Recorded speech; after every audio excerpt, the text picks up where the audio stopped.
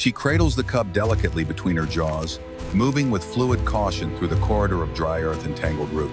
The den she's chosen is new, silent, narrow, but with 2 clean exits. Perfect, for now. But just as she crosses the threshold, a stench stabs her senses. Pungent, sharp, unmistakable.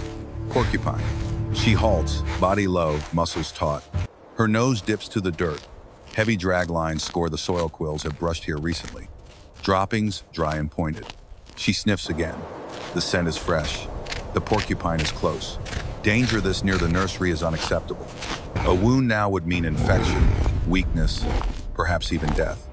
Even a honey badger, a creature forged in grit and hide, can fall to the backwards barbs of a porcupine. Especially to the face, the paws, the throat. Her claws flex. Instinct meets calculation. She circles slowly, judging distance, airflow, entry points.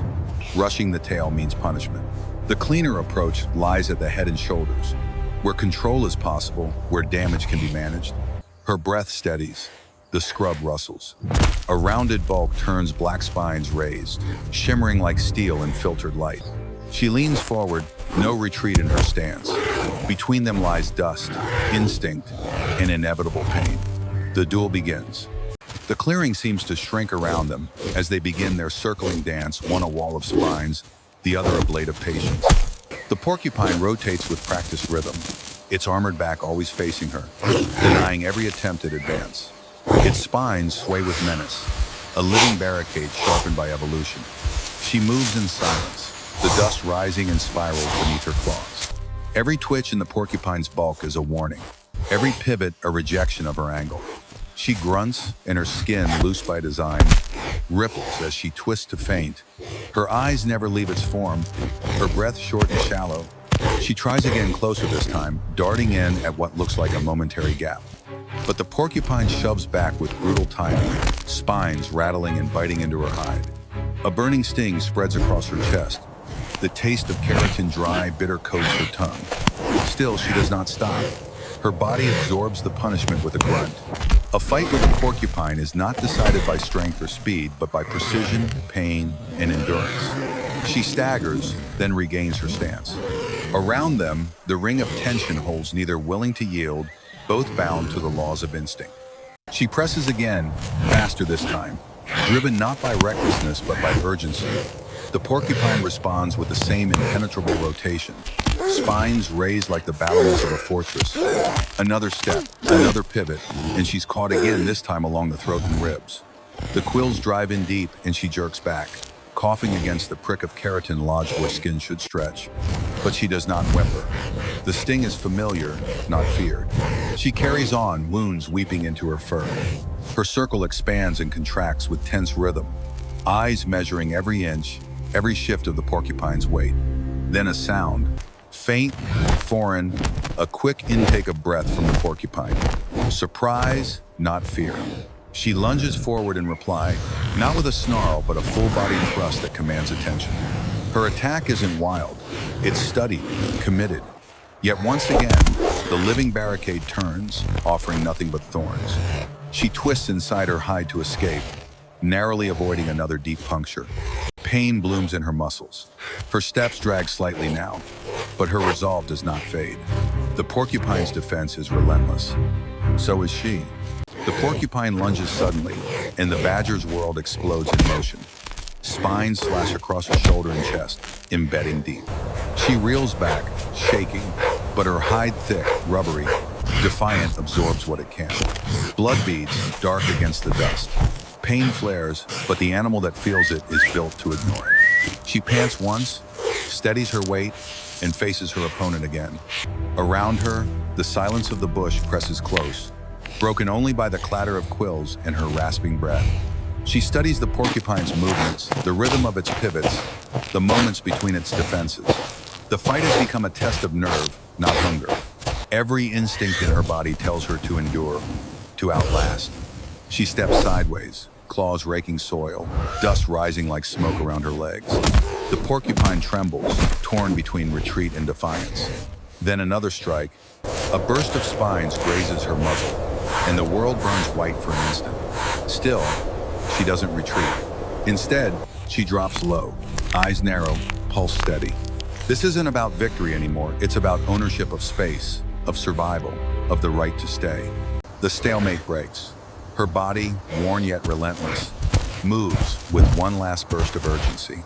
She darts in, not blindly, but with fierce calculation, pushing the circle wider, then tightening it into a spiral meant to confuse, to pressure. The porcupine responds as before, turning sharply to keep its armored back between them. But the motion is slower now, labored. Its spines don't rise as sharply, its footing stutters. She feints low, a twitch of the shoulder, and lunges, but it's a trap. The porcupine slams its rear into her with all the weight it can muster. Quills drive into her chest again. She twists, pulling back, her loose skin saving her once more. But it costs. Blood trickles. Her breath rasps. Still, she presses. And in that moment of shared fatigue, the porcupine falters. Its pattern breaks. Instead of turning, it bolts. A stiff, awkward run side to side. A creature past its limit. She watches, not chasing. The purpose is already fulfilled. This is not a predator's pursuit. This is a warrior's boundary. She lets it go, and in the silence that returns, she breathes wounded, yes, but unbroken. Alone again, she turns back towards safety. But her steps are slower now, each movement pulled taut by the weight she carries. Her shoulders and ribs bristle with embedded quills, dozens of them, standing like cruel thorns sewn into her flesh. She pauses beside a bank of earth and lowers herself against it, grinding one side, then the other, against the rough soil. Quills snap, some loosen, others remain. She bites at her back, twisting to reach what she can. Her teeth comb methodically through her fur, working along the grain of her hide like a creature unsewing itself from a trap. Some barbs come free with effort. Others stay, buried too deep to reach. Still, she works. Not panicked, but deliberate. Pain is a given, not a deterrent. A root juts from the slope, and she rubs against it, easing an itch too sharp for tooth or claw to soothe. Eventually, she rises. The worst of the burden is gone. Yet beneath the surface, slivers remain tiny reminders of what was earned and what was endured. She does not limp. Her body remembers, but her spirit does not yield. The den waits, and her cub sleeps inside, unaware of the war fought just beyond its door. She returns to the den with slow, deliberate steps. The earth is silent again, but the silence feels earned, not empty. Her movements are smaller now, conserving strength, yet the set of her jaw remains firm. Where others might retreat to lick wounds in sorrow, she only adjusts, calculates. She eases the lingering burn with slow strokes of her foreclaws, dragging them along her side in steady rhythm, soothing where teeth and bark failed. A final rub against a coarse tree trunk dislodges the last loose quill. If any fragments remain, they are hidden beneath fur and will fester in time, but that is tomorrow's pain. For now, the line is held. The den is quiet, undisturbed. Behind her lies the mark of resistance. Ahead, a night of rest hard won. At a distance, the porcupine watches, half turned, but it does not return. There is no advantage left, no armor to wield. It vanishes into cover with a soft rattle, unseen again. She does not chase. She has already won, not with dominance, but with defiance. She lies near the entrance, ears low, eyes half closed. The world presses on, but she holds her place. Not fearless, but unyielding. Morning stirs the air, and with it, a different scent. Sugar and wax, faint but persistent. The pain has dulled, tucked behind focus. She rises and follows the trail, nose low, tracing spill lines that wind through bark and dust. The hive is near. The first tree offers only warning, a rustle, a sting across the muzzle. She backs away, unfazed. A false lead. She pauses, reading the wind again. Further on, another trunk sighs with promise. A narrow seam oozes nectar. She acts quickly. A wrench, a tear, and the hive splits. Pale comb tumbles, cracking open upon impact. In seconds, defenders flood her tiny bodies. Desperate stings. She tucks her nose, folds her lips, and squints against the onslaught. Every inch of exposed skin burns with bites. But she doesn't flinch. She works fast, as always. Claws rip, teeth shear. Wax and syrup pour into her mouth, food dense with energy, laced with risk. This is the exchange, pain for fuel. She gulps, snatches what she can carry, and moves on. Behind her, bees regroup and begin repairs. For her, there is no pause. Only the rhythm of survival: move, feed, endure, repeat. The raid is brief but brutal. Her face is pocked with welts, her shoulders dusted in wings and stings, yet she never cries out. That's not her way. Every comb devoured is a gamble against time, how long she can last before venom overwhelms nerves, before her luck with angles and skin runs thin. She doesn't overstay. She never does. Once the syrup slows and the soft bodies dwindle, she withdraws.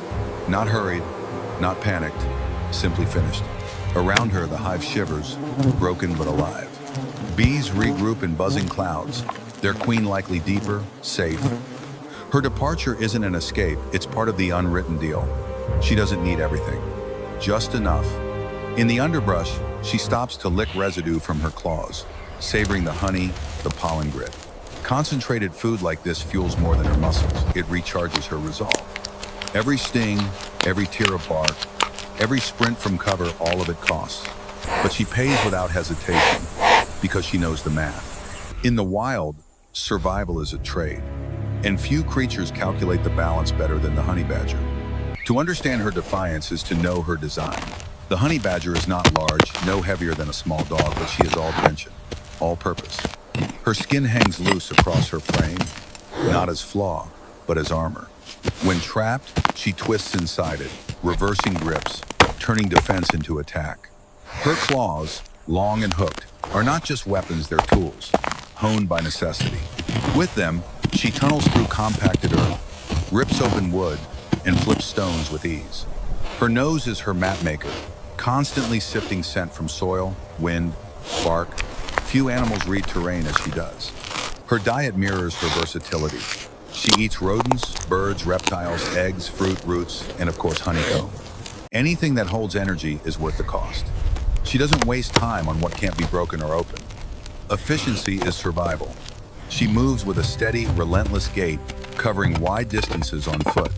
Every track, every burrow, every hollow log is scanned, remembered. She does not sprint through life, she endures it, one claw stroke at a time. The world does not yield to her easily, but she was never designed to beg. She stops suddenly, nose twitching, claws poised mid-step. Beneath the dry soil, something stirs. She tilts her head, reading the vibration, the weightless shift of particles underfoot. Then movement quick, sharp. A scorpion emerges, pincers open, tail arched high. A deadly posture, but she does not flinch. She studies it, then charges with controlled speed. The scorpion strikes once, twice, landing a sting on her nose. Pain follows, sharp and immediate, yet she remains. Her kind carries a tolerance for venom, earned by generations of adaptation.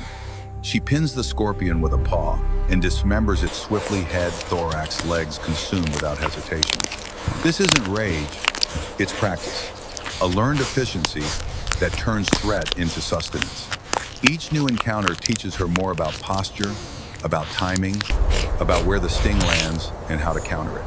The lesson is not in domination, but in attention. To survive, she must absorb detail, catalog experience. She is not reckless, though her scars suggest otherwise. She is methodical, and so she eats what once tried to kill her, then moves on alert, informed, and ever more prepared. Her journey stretches on, a rhythm of motion and memory.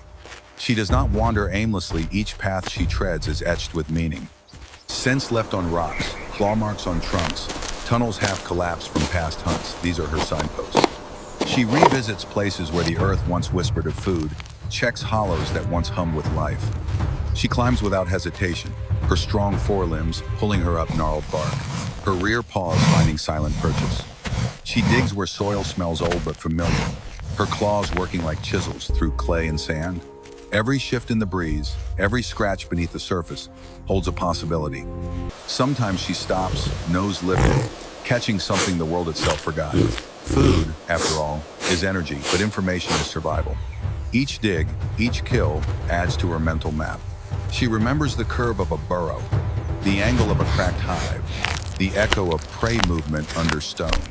Unlike many predators, she does not just follow instinct, she builds understanding. A badger that remembers lasts longer. A badger that observes, truly observes, never truly starves. But even with knowledge, the wild offers no guarantees. Rivals lurk: jackals with sharp teeth, caracals with silent paws, snakes coiled beneath brush with venom primed. Yet she does not avoid them out of fear. She studies them, weighs them. Her first instinct is not to flee, but to calculate. If the threat offers nothing of value, she turns away. If it guards food or territory, she decides if it's worth the toll. Her defenses are not just physical, they're strategic. That loose skin, which allows her to twist out of bites and holds, becomes a tool of misdirection. Her claws aren't only for digging, they can swipe, tear, and warn. Her posture, low and deliberate, signals readiness but not recklessness. She rests in short spells, but sleep is never deep. Always, one ear is tuned to the twitch of grass or the snap of a twig. She is not the fastest or the strongest, but she is, perhaps, the most relentless. This mix of caution and courage, of toughness and timing, allows her to move through a world that often demands more than it gives, and still remain standing. She passes near a stone, unaware of the small shape pressed flat beneath the grass, motionless, breath held. A field mouse, trembling, its eyes wide as the badger's shadow darkens the earth above. But she doesn't pause. Her nose drifts elsewhere, tracing older lines of scent, richer trails that promise more. The mouse remains frozen, a heartbeat stretched thin across silence. Only after the badger's sound fades into distance does the little shape slip into a crack, alive and unchallenged. Not every step ends in pursuit. Not every search results in a kill. The badger doesn't seek chaos, she seeks sustenance. Her methods are exact: observe, test, adjust. She moves with the logic of a seasoned tactician. It's not hunger alone that guides her, it's puzzle solving, a natural curiosity honed into survival. Where one path ends in nothing, another might yield plenty. She tries again, always again. It is this persistence, not size or strength, that earns her place. And in a world shaped by uncertainty, it is the creature that adapts without pride or panic that endures longest. A scent on the wind makes her pause. It's not food, it's warning. The edge of another's territory. She reads it with a few measured sniffs. The message clear: this space is claimed. A porcupine, perhaps the same one, has redrawn its lines nearby. But she doesn't press forward. There's no need. This fight has already been fought. Its lessons cut deep into her flesh and memory. She turns, not out of fear, but wisdom. To survive is not always to conquer, but to know when to walk away. Her path veers toward quieter soil, richer promise. Her strength lies not in domination, but in discipline. And this moment of restraint is the clearest expression of power. Behind her, the bush sways, indifferent. Ahead, the world waits with new trials and new answers. The honey badger moves on, scarred but not slowed, tempered by hardship, driven by instinct, sharpened into intelligence. She is not fearless. She is focused. And in that focus lies the secret of her survival. The ability to endure what others flee, to resist when others surrender, and to continue, always continue.